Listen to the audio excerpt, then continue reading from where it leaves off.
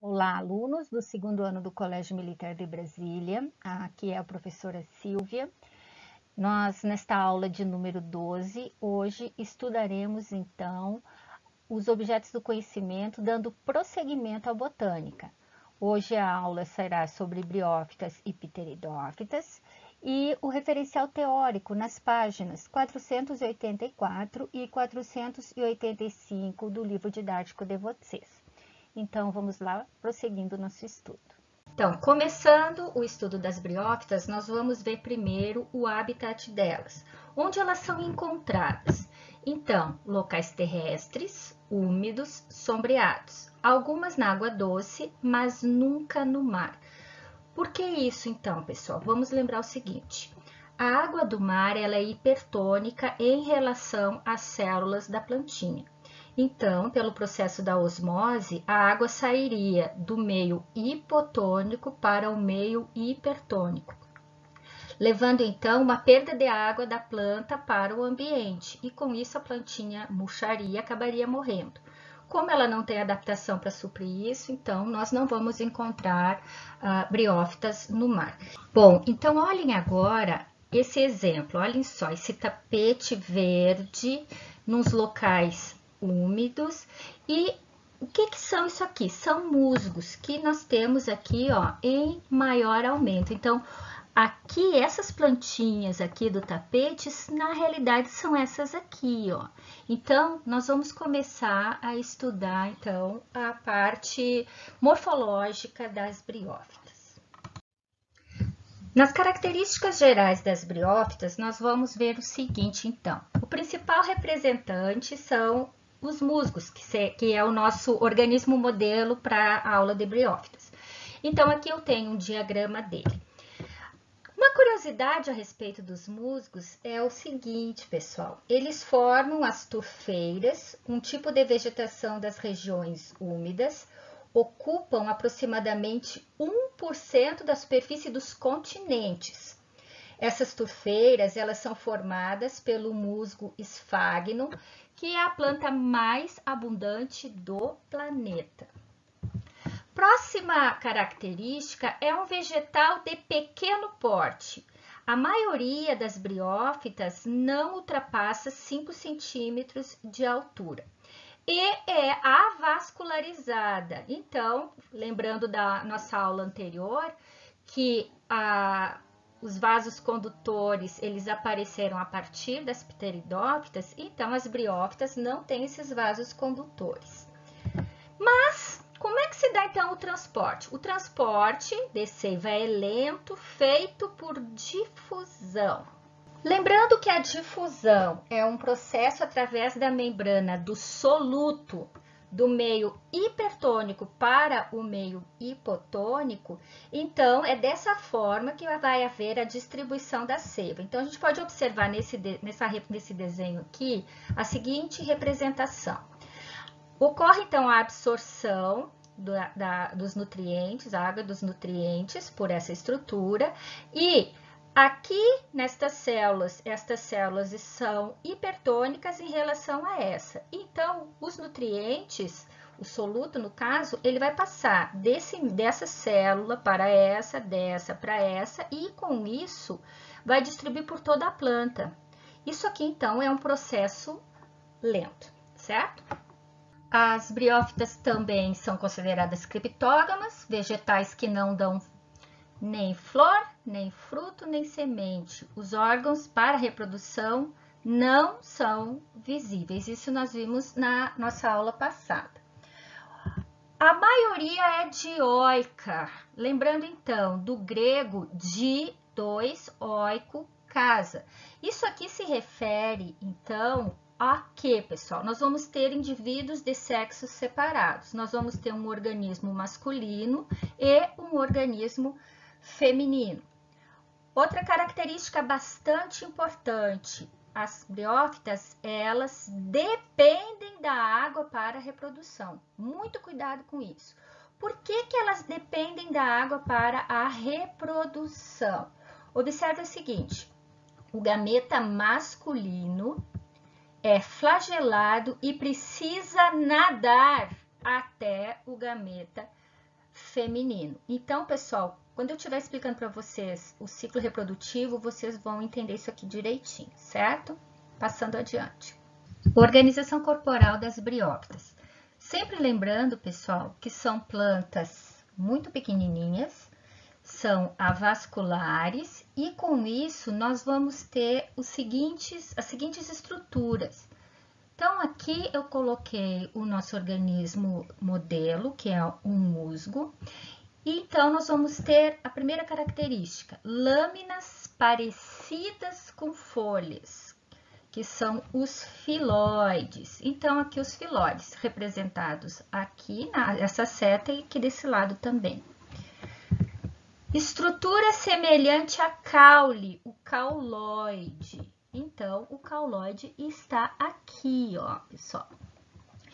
E filamentos que lembram raízes, os rizóides. Então, aqui nós temos os rizóides. Ainda nós temos, olhem só, essa estrutura aqui, que se desenvolve, ela é chamada de esporófito, indivíduo produtor de esporos, que tem estas partes aqui, a cápsula, onde serão formados os esporos, e esta haste se desenvolve em cima dessa plantinha. Então, mais adiante nós vamos ver a formação dessa estrutura aqui. E nós temos ainda essa estrutura que pega o filóide, cauloide e rizóide, que é chamada de gametófito. O gametófito é o indivíduo produtor de gametas. Então, nós veremos o papel desses dois, do esporófito e do gametófito, ao longo do ciclo reprodutivo. Olhem essa foto aqui. Então, aqui nós temos musgos, num aumento bem grandinho. E agora nós vamos fazer uma comparação com o esquema. Então, o que a gente consegue observar daqui aqui na foto? Vamos lá, olhem só. A cápsula, ó, aqui, ó, que nós temos. A cápsula, a haste, aqui. E que nós conseguimos ver direitinho são os filóides, aqui.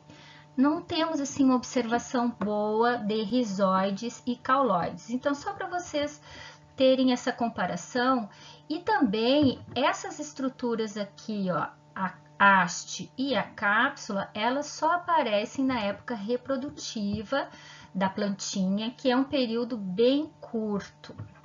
Briófitas e exemplos. Vamos lá. Aqui eu quero mostrar para vocês exemplos dos 3 filos das briófitas. Primeiro, dos musgos.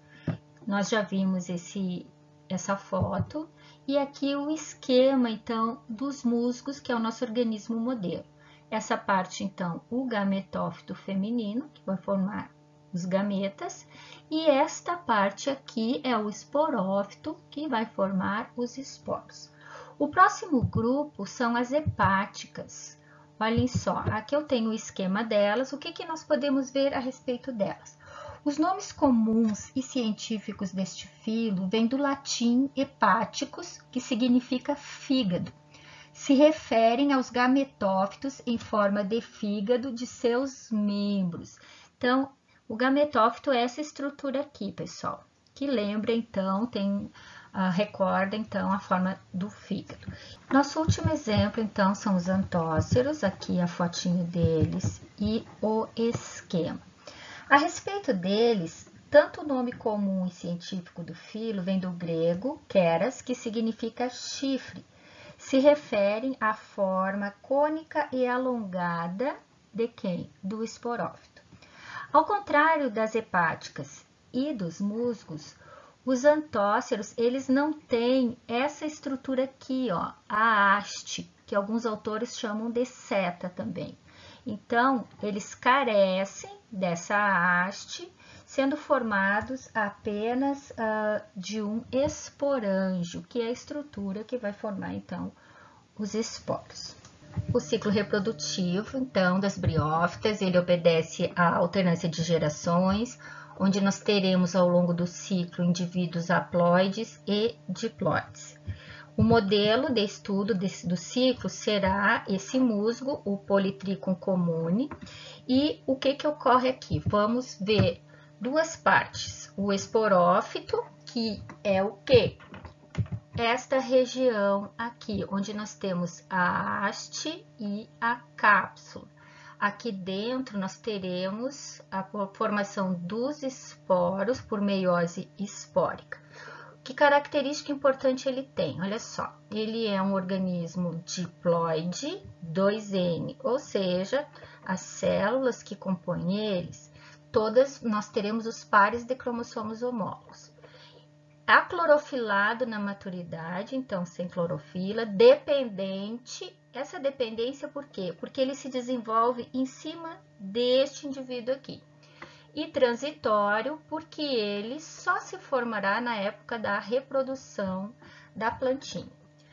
Agora, o gametófito, então, é esse indivíduo verdinho aqui, ó, onde nós temos aqui os filoides, o cauloide aqui e os rizóides. É um indivíduo haploide, então, as células que compõem esta parte desse organismo aqui, cada célula tem apenas um representante de cada par de cromossomos, é clorofilado, independente e duradouro.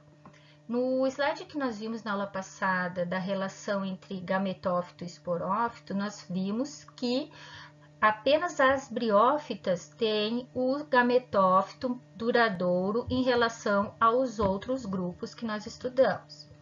E ainda, pessoal, lembrando que a fecundação dependente da água. Por que ela é dependente da água? Porque o gameta masculino, ele tem flagelos e precisa nadar até o gameta feminino. É o que nós vamos analisar agora no próximo slide, certo? O ciclo de vida das briófitas, então. Ele inicia com a plantinha já madura para reprodução, que é composta, então, pelo gametófito feminino, que é haploide, a estrutura aqui formada pelos filoides, o cauloide aqui e os rizóides. Sobre o gametófito N é formado o esporófito, que é 2N. Até o final do ciclo, vocês vão compreender essa estrutura aqui, certo? Vamos esperar um pouquinho. Então, o esporófito, ele apresenta, então, o pé, que se insere no gametófito, a haste e a cápsula. A cápsula também chamada de esporângio, que é o órgão produtor de esporos. Esta cápsula, então, dentro dela, nós temos o quê? O que acontece aí dentro? A meiose. Então, dentro da cápsula 2N, nós vamos ter células mães de esporo 2N, que vão sofrer meiose espórica no interior dessa cápsula, formando esporos N. Aqui, pessoal, vocês percebam que tem uma espécie de capuz que é chamado de calitra, que quando amadurece, esse capuz cai e, com isso, os esporos são liberados no solo. Se esses esporos encontrarem condições favoráveis de temperatura, de umidade, de luz, eles vão germinar através de mitoses. Desses esporos vão ser formados indivíduos chamados gametófitos, que podem ser masculinos e femininos, mas percebam, os esporos N dão origem aos gametófitos, também N, são haploides. Como nós temos o gametófito masculino e o gametófito feminino, nós podemos dizer que os musgos são dioicos, então tem sexos separados aqui os indivíduos. Seguindo então, olha só, aqui na extremidade do gametófito nós temos o que é o gametângio masculino. O que é o gametângio masculino? É o órgão produtor de gametas masculino, que é chamado de anterídeo. Anterídeo. N. Então, aqui está a estrutura dele. No anterídeo vão ser formados os gametas masculinos. Quem são esses aqui, ó? Lembra que eu falei para vocês que eles são flagelados? Então, aqui são os gametas masculinos, que vão, nesse ponto, precisam de água para nadarem até o órgão reprodutor feminino que está aqui dentro. Esse órgão feminino, o gametângio feminino, chamado de arquegônio haploide. O arquegônio, então, é esse tipo de garrafinha aqui. Dentro dele, nós temos, então, o gameta feminino, chamado oosfera. Então, aqui está a oosfera. Então, o nome dos gametas masculinos são anterozoides. Os anterozoides, como são flagelados, olhem só, aqui estão os flagelinhos deles, eles precisam nadar até a oosfera. Então, por isso que as briófitas, elas são dependentes da água para a fecundação. Agora, observe o seguinte, os anterozoides vão nadar e chegar até a oosfera, ocorrendo o quê? Ocorrendo o quê? A fecundação e divisão mitótica. Então, aqui, ocorrendo a fecundação, vocês estão vendo aqui? Olhem só, arquegônio N, aqui está o arquegônio, com o embrião 2N. Esse embrião 2N, ele começa, então, a se desenvolver, ele cresce aqui e, olhem só, vai dar origem a quem? Esse embriãozinho vai dar origem ao esporófito, que é 2N. Então, aqui nós conseguimos entender o início do ciclo. Então, o gametófito feminino, que é N, olhem só, é esse aqui. Como ocorreu a fecundação dentro do arquegônio, e aqui nós temos o embrião se desenvolvendo, o esporófito, ele é originário, então, desse embrião que se desenvolveu. Por isso que nós temos esporófito 2N e gametófito N. As pteridófitas têm como ambiente um ambiente muito semelhante ao das briófitas. São terrestres, em locais úmidos e sombreados, algumas em água doce, mas nunca no mar, pela mesma justificativa das briófitas. A água do mar é hipertônica em relação à planta e com isso, então, a planta perderia água para o meio, murchando e acabando por morrer, certo? Então, aqui nós temos um exemplo de uma floresta, né? Com muitas samambaias e aqui, visto de um outro ângulo, samambaias grandes. Vocês vão ver que existem samambaias muito grandes, outras pequenas e vários tipos. Características gerais, então, das pteridófitas. A primeira e mais importante é que são os primeiros vegetais vasculares ou traqueófitas, fitas de planta com traqueias, são os vasos. O que esta aquisição, então, trouxe de vantagem? Primeira coisa, o rápido transporte de seiva. Lembrando, pessoal, que nas briófitas, como não tinham vasos, o transporte dos nutrientes era por difusão, um transporte lento de célula a célula. No caso, esse rápido transporte agora, com dois tipos de vasos, o xilema e o floema.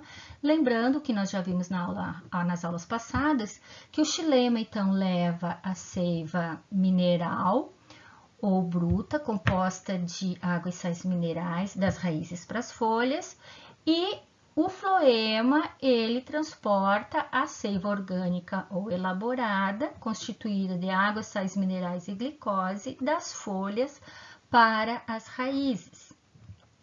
Uma outra vantagem é que os vasos deram maior sustentação para a planta. Por quê? Porque eles são compostos de tecidos resistentes. Ainda também com relação aos vasos, eles permitem então atingir uma maior altura e receber mais luminosidade. Então, esses vasos com o transporte rápido, a planta então pode atingir maior altura, ela recebendo maior luminosidade, vai melhorar então a capacidade de fotossíntese. Outra característica, que também vocês já ouviram falar, são vegetais criptógamos, não tem flor, sem fruto, sem semente. Os órgãos reprodutores não visíveis. Também, importante, está em vermelho aqui, as pteridófitas também dependem da água para a reprodução, porque o gameta masculino é flagelado e precisa da água para atingir o gameta feminino, certo? Vamos lá. Aqui, pessoal, então nós temos uma foto de uma samambaia comum. Parece que essa aqui é a samambaia americana, onde nós vamos partir dela como o nosso organismo modelo de estudos. Então, aqui nós temos as folhas e cada folha é composta, então, dos folíolos. Nesse ponto aqui, eu tenho uma folhinha jovem, que no próximo slide vocês vão ver o detalhe. E aqui nós temos as estruturas formadoras, então, de esporos, que nós já vamos entender o nomezinho de cada um. Folha jovem, também chamada de báculo. Então, aqui o detalhe, olhem só. Essa aqui é aquela folhinha que estava pouco visível no slide anterior. Então, a folhinha começa pequenininha e vai desenrolando, chamada então de báculo. Organização corporal das pteridófitas. Então, nós temos aqui o esquema da samambaia que nós vimos no slide anterior. Essa planta toda essa planta, então, ela é o esporófito composto, então, agora nós temos raízes, nas pteridófitas já tem raízes verdadeiras, raízes do tipo adventícia, um caule horizontal que acompanha o solo, chamado de rizoma, ele é um caule com pelos. Aqui nós temos, então, a folhinha jovem, que nós vimos o slide em detalhe do báculo, né? Temos aqui, então, a folha ou fronde. A folha, ela é presa ao caule pelo pecíolo, e esta folha aqui, ela é formada, então, por folíolos. Este folíolo, ele não está fértil e esses ossos com essas bolinhas aqui são folhas férteis. Então, o que são essas bolinhas aqui? Olhem só. Cada bolinha que nós vemos é um conjunto de várias outras bolinhas, denominada de soro. Isso aqui, então, foi um cortezinho na folha e nós vamos ver isso aqui em maior aumento. O soro, ele é composto, então, por várias estruturas esféricas aqui, que são denominadas esporângios. Esporângio é o órgão produtor de esporos. O que ocorre, então, dentro dos esporângios? Vamos ver o que ocorre aqui dentro desse esporângio. Olhem só. O esporângio tem dentro deles, é formado dentro deles os esporos. Então, aqui nós temos os esporos. Então, esta é a organização corporal das pteridófitas. Continuando a organização corporal delas, nós temos aqui, olhem só, para ver em maior detalhe, então, as estruturas reprodutoras. Olhem só, aqui eu tenho o verso da folha, mostrando em maior aumento aqui o que são essas estruturas. São os soros. Ainda nós temos que observar, olhem aqui, cada soro é composto de inúmeras bolinhas aqui, que nós já vimos o nome, que são quem? Os esporângios. Então, que nós vimos o detalhe anteriormente. Vamos observar agora o gametófito, que nas pteridófitas é chamado de prótalo. Ele tem essa estrutura, uma estrutura cordiforme, ou seja, em forma de coração. Aqui nós conseguimos observar, olhem só, as raizinhas, que eles também chamam de rizóides, nesse caso aqui. Diferente do gametófito de Bryophytes, que nós vimos que tinha um gametófito masculino e outro feminino, o gametófito das Pteridófitas, ele é hermafrodita, ele tem os dois sexos no mesmo. Então, aqui tem um esquema para nós observarmos. Então, na região mais próxima, mais central, nós temos aqui, ó, o que? Nós temos a estrutura que tem a oosfera. Lembrando do nome, essa estrutura toda é chamada de arquegônio.